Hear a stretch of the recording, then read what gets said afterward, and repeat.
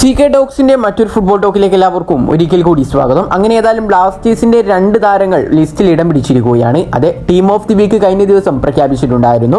ഏതായാലും ആ ഒരു ലിസ്റ്റിൽ കേരള ബ്ലാസ്റ്റേഴ്സ് എഫ്സിയുടെ സൂപ്പർ താരങ്ങളും ഇടം പിടിച്ചിട്ടുണ്ട്.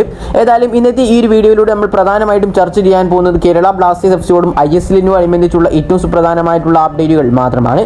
അപ്പോൾ വിശദമായ വീഡിയോയിലോട്ട് കടക്കുന്നതിന് മുമ്പായിട്ട് നിങ്ങൾ ഇതുവരെ ഈ ചാനൽ സബ്സ്ക്രൈബ് ചെയ്തിട്ടില്ല എങ്കിൽ ഇതുപോലുള്ള കൂടുതൽ ബ്ലാസ്റ്റേഴ്സ് ISL അപ്ഡേറ്റുകൾ ലഭിക്കുവാൻ വേണ്ടി ഇപ്പോൾ തന്നെ ഈ ചാനൽ സബ്സ്ക്രൈബ് ചെയ്ത് നോക്കുവാൻ ശ്രമിക്കുക. ആദ്യത്തെ ഒരു വാർത്ത എന്നുള്ളത് നോർത്ത് ഈസ്റ്റ് യുണൈറ്റഡ് എഫ്സിയോട് അനുബന്ധിച്ചുള്ളതാണ്. നോർത്ത് ഈസ്റ്റ് യുണൈറ്റഡ് എഫ്സിയുടെ സൂപ്പർ താരമായിട്ടുള്ള അലാദിൻ അജാരിയെ കുറിച്ചാണ് നമ്മൾ പറയുവാൻ പോകുന്നത്. നമുക്കറിയാം ഈ ഒരു സീസണിൽ ഈ ഒരു ക്ലബിന് വേണ്ടിയിട്ട് അദ്ദേഹം ഒരുപാട് ഗോളുകൾ ഇതിനോടകം തന്നെ അടിച്ചു കൂട്ടിയിട്ടുണ്ട്.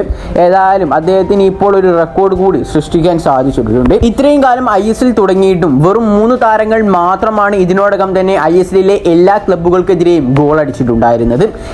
ഇപ്പോൾ ഈ ഒരു സീസണിൽ അലാദിൻ അജാരിയെയാണ് ആ റെക്കോർഡ് സൃഷ്ടിച്ചിട്ടുള്ളത്. അതെ, ISLിൽ നിലവിൽ കളിച്ചുകൊണ്ടിരിക്കുന്ന എല്ലാ ക്ലബിനെതിരെയും അലാദിൻ അജാരിയ എന്നുള്ള ആ ഒരു പ്ലെയർ ഗോൾ നേടിയിട്ടുണ്ട്. ഈ ഒരു സീസണിൽ നോർത്ത് ഈസ്റ്റിനെ അപേക്ഷിച്ച് നോക്കുകയാണെങ്കിൽ ആ ഒരു ക്ലബിനെ എവിടെയെങ്കിലും എത്തിച്ചു എന്ന് തോന്നുന്നുണ്ടെങ്കിൽ തന്നെ അലാദിൻ അജാരിയയുടെ ആ ഒരു ഹാർഡ് വർക്കിന്റെ ബലം തന്നെയാണ് അവരുടെ സ്ഥാനക്കയറ്റവും ബാക്കിയുള്ള കാര്യങ്ങളെല്ലാം തന്നെ.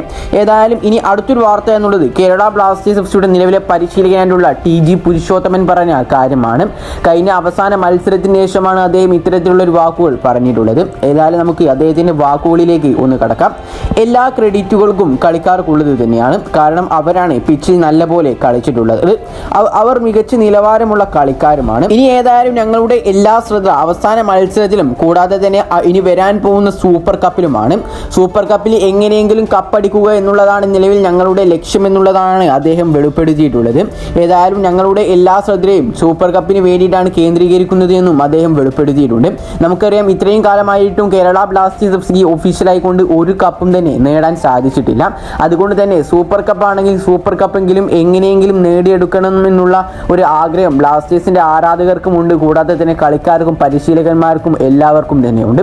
അതുകൊണ്ട് തന്നെ എങ്ങനെയെങ്കിലും ഒരു ഒഫീഷ്യലായിട്ടുള്ള ഒരു ട്രോഫിയെങ്കിലും നേടിയെടുക്കുക എന്നുള്ളത് ബ്ലാസ്റ്റേഴ്സിനെ സംബന്ധിച്ചിടത്തോളം അവരുടെ മാനം പോകുന്ന ഒരു കാര്യം തന്നെയാണ്. ഏതായാലും ആ ഒരു ട്രോഫിയെങ്കിലും കേരള ബ്ലാസ്റ്റേഴ്സ് എഫ്സിക്ക് നേടിയെടുക്കാൻ സാധിക്കട്ടെ എന്ന് പറഞ്ഞുകൊണ്ട് അടുത്തൊരു അപ്ഡേറ്റിലേക്ക് കടക്കാം. ഏതായാലും അടുത്തൊരു അപ്ഡേറ്റ് എന്നുള്ളത് ടീം ഓഫ് ദി വീക്കിനെ കുറിച്ചാണ്. ടീം ഓഫ് ദി വീക്ക് 25 പ്രസിദ്ധീകരിച്ചപ്പോൾ അതിൽ കേരള ബ്ലാസ്റ്റേഴ്സ് എഫ്സിയുടെ 2 താരങ്ങൾക്ക് ഇടം പിടിക്കാൻ സാധിച്ചിട്ടുണ്ട്. അതെ, കേരള ബ്ലാസ്റ്റേഴ്സ് എഫ്സിയുടെ ഡിഫൻസിലെ സൂപ്പർ താരങ്ങളായിട്ടുള്ള മിലോസ് ഡ്രിൻസിച്ചിനും കൂടാതെ തന്നെ നവോച്ച സിംഗിനുമാണ് ഈ ഒരു ടീം ഓഫ് ദി വീക്കിൽ ഇടം പിടിക്കാൻ സാധിച്ചിട്ടുള്ളത്. ഇനി എല്ലാ ബ്ലാസ്റ്റേഴ്സ് ആരാധകരും നോക്കിക്കാണുന്ന ഒരു കാര്യമാണ് എന്തുകൊണ്ടാവും ഇതുവരെ ആയിട്ടും ബെസ്റ്റ് ആയിട്ടുള്ള കരോലിസ് കിൻകിസ് ഒരു പരിശീലകനെ ടീമിലേക്ക് എത്തിക്കാത്തത് എന്നുള്ളത്. അതിന്റെ എല്ലാ അഭാവവും നമുക്ക് ഈ ഒരു ടീമിൽ കാണാൻ സാധിക്കുന്നുമുണ്ട്. ഏതായാലും ഈ ഒരു സീസൺ അവസാനത്തോടു കൂടി മിലോസ് ഡ്രിൻസിച്ച് ടീം ഇട്ടേക്കുമെന്ന് നമുക്ക് നേരത്തെ തന്നെ അറിയാൻ സാധിച്ചിട്ടുണ്ടായിരുന്നു. കൂടാതെ തന്നെ മിലോസിന് പുറമെ തന്നെ ഒരുപാട് താരങ്ങളും ഈ ഒരു സീസൺ കഴിഞ്ഞതോടുകൂടി ബ്ലാസ്റ്റേഴ്സിൽ നിന്നും പോകുമെന്നും നമുക്ക് അറിയാൻ സാധിച്ചിട്ടുണ്ട്. അതുകൊണ്ട് തന്നെ ഇനി സൂപ്പർ താരങ്ങളെയും ആ ഒരു പൊസിഷനിലേക്കുള്ള നല്ല നല്ല താരങ്ങളെയും കൂടാതെ തന്നെ നല്ലൊരു പരിശീലകനെയും ടീമിലേക്ക് എത്തിച്ചാൽ മാത്രമായിരിക്കും ഇനി അങ്ങോട്ടുള്ള സീസണിൽ കേരള ബ്ലാസ്റ്റേഴ്സ് എഫ്സിക്ക് എന്തെങ്കിലുമൊക്കെ പിച്ചിൽ നടത്താൻ സാധിക്കുകയുള്ളൂ. അതുകൊണ്ട് തന്നെ എത്രയും പെട്ടെന്ന് തന്നെ നടക്കുകയാണെങ്കിൽ നല്ല നല്ല പ്ലേയേഴ്സിനെയും കൂടാതെ തന്നെ നല്ല ഒരു പരിശീലകനെയും ടീമിലേക്ക് എത്തിക്കുക എന്നുള്ളത് മാത്രമാണ് ബ്ലാസ്റ്റേഴ്സ് ആരാധകർക്ക് ബ്ലാസ്റ്റേഴ്സിന്റെ മാനേജ്മെന്റിനോട് പറയാനുള്ളത്.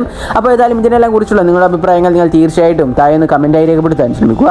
അപ്പോൾ ഈ വീഡിയോ ഇവിടെ വെച്ച് അവസാനിപ്പിക്കുകയാണ്. കൂടുതൽ ISLിനെ കുറിച്ചും കേരള ബ്ലാസ്റ്റേഴ്സ് എഫ്സിയെ കുറിച്ചുമുള്ള അപ്ഡേറ്റുകൾ ലഭിക്കുവാൻ വേണ്ടി ഇപ്പോൾ തന്നെ ഈ ചാനൽ എല്ലാവരും സബ്സ്ക്രൈബ് ചെയ്യാനും വീഡിയോ ഒന്ന് ലൈക്ക് ചെയ്യാൻ കൂടി ശ്രമിക്കുക. അപ്പോൾ മറ്റൊരു ബ്ലാസ്റ്റേഴ്സ് ISL അപ്ഡേറ്റുമായി ഞാൻ വീണ്ടും വരുന്നവരേക്കും എല്ലാവർക്കും ഗുഡ് ബൈ.